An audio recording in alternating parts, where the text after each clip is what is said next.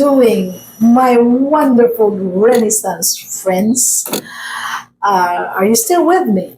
Are you still sharing my journey, my journal, okay, of our 2 month vacation in the US, where I share with you not so much what we did, okay, but it's really more of reflections and lessons learned. Okay, so welcome to episode 193. We're still in LA with my youngest son, Michael. And I shared with you last episode, the first order of the day when we arrived. I mean, a day after we arrived was, the special belated birthday lunch at Malibu.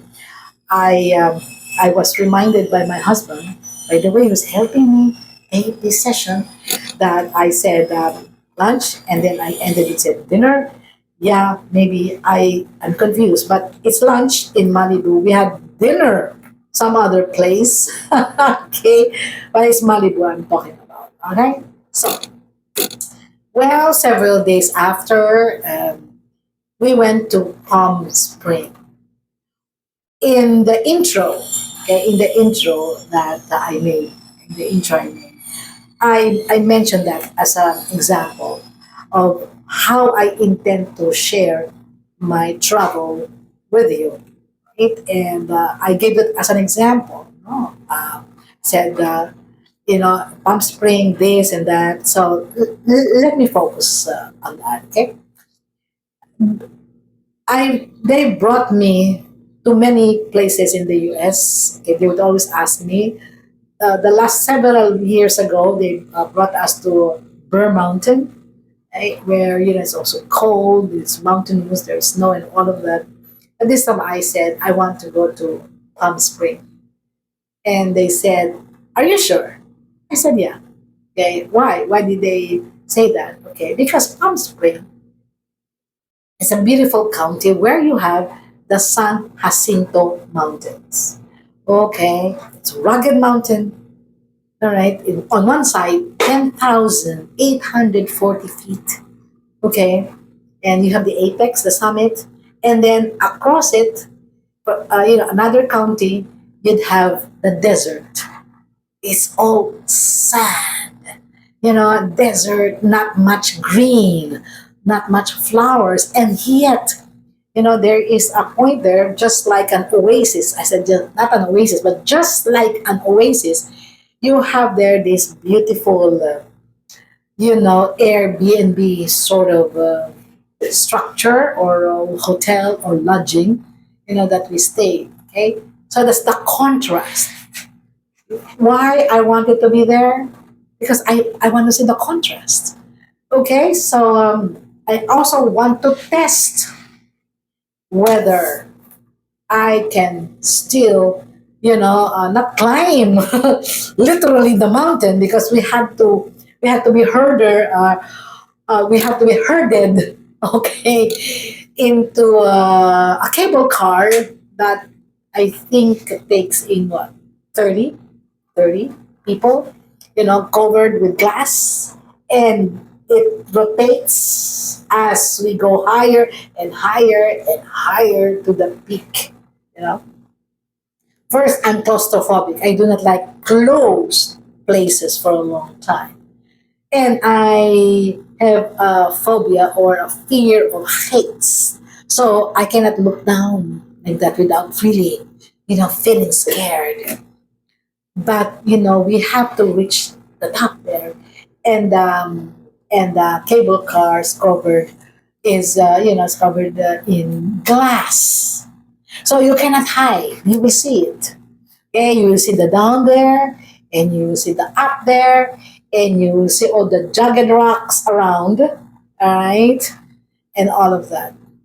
And I had a shock of my life when I didn't even notice that we were at the top.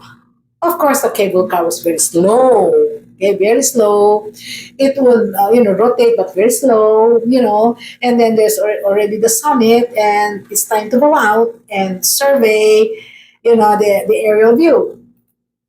So I said something new. So this is what startled me. I wasn't afraid anymore of looking down there, so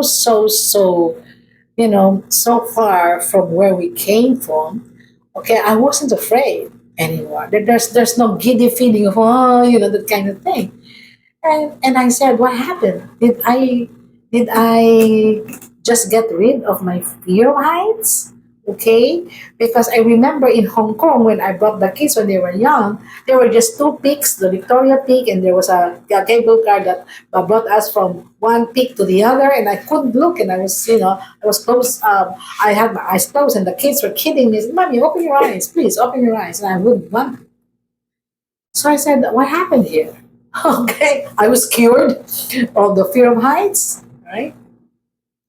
At the same time, um, I wanted to, I wanted to really experience what they call a mountaintop experience. I think the mountain climbers, okay, the actual mountain climbers, when they would climb mountains and they would go at the peak and they would stay there and they would really look at all of their struggles.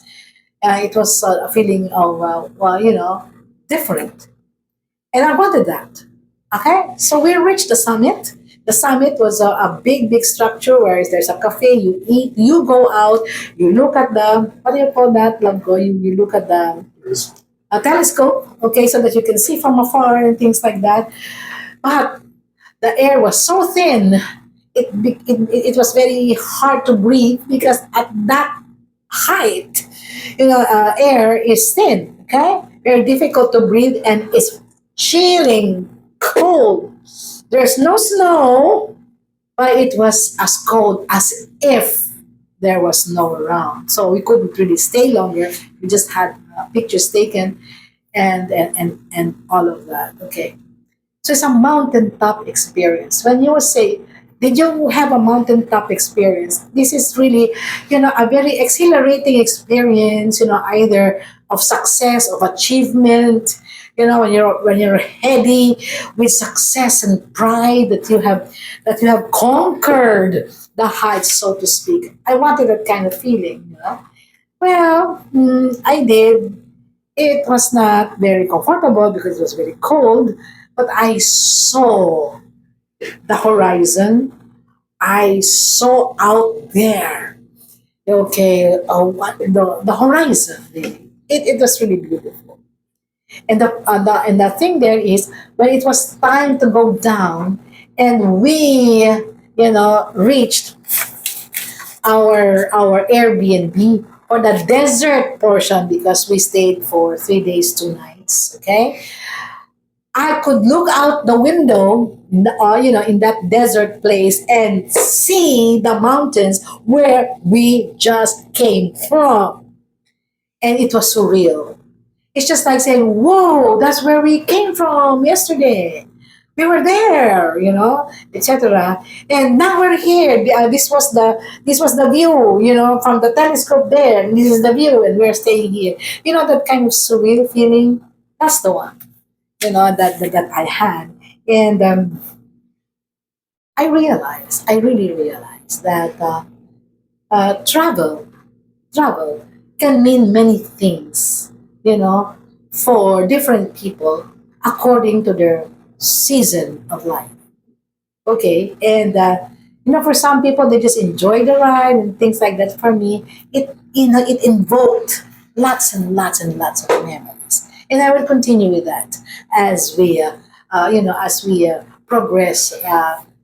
In the next episodes. Okay, so that's Palm Spring for you, my friends, and we leave LA and Palm Spring, and we go to wine country next 2 episodes. Okay, so again, don't forget to like and subscribe and engage with me if you have the same feelings, and then we would talk about these things, share with me. Until then, okay, this is Miss Malu Cervantes, my season of life, saying goodbye.